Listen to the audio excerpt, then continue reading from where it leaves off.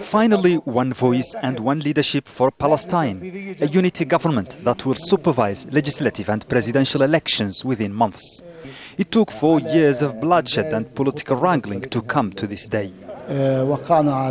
We have settled all the points of contention with the Palestinian Authority through weeks of discussions. Interesting to say here that Hamas, the main rival and former enemy of the Palestinian Authority, was one of the few factions that signed without reservations.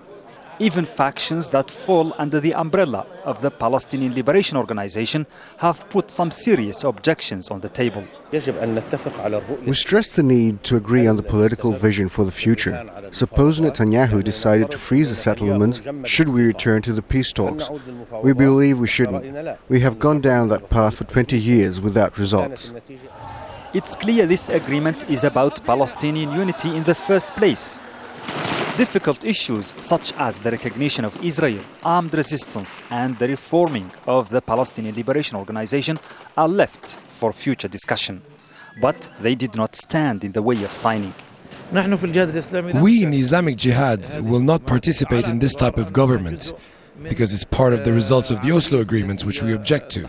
Oslo has destroyed the lives of the Palestinians and gave Israel the legitimacy to do what it wants. But we signed for the sake of Palestinian unity. There's an old Arab adage that says, if you want to succeed in achieving something, you'd better keep it secret.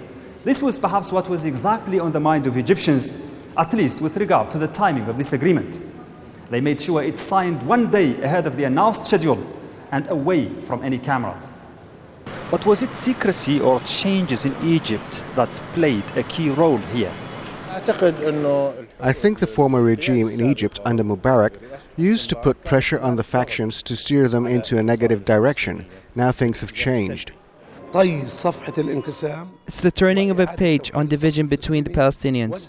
We are now united, and we have deprived Israel and the US of a card they used to ignore Palestinian rights. Israel is said to be unhappy with the agreement and would like to see it fail. But there are those who are happy with it in the region and are even planning to encourage it. On the day it's signed, Qatar and Egypt agreed to launch a program to rebuild the Gaza Strip. Mohamed Vall, Al Jazeera, Cairo.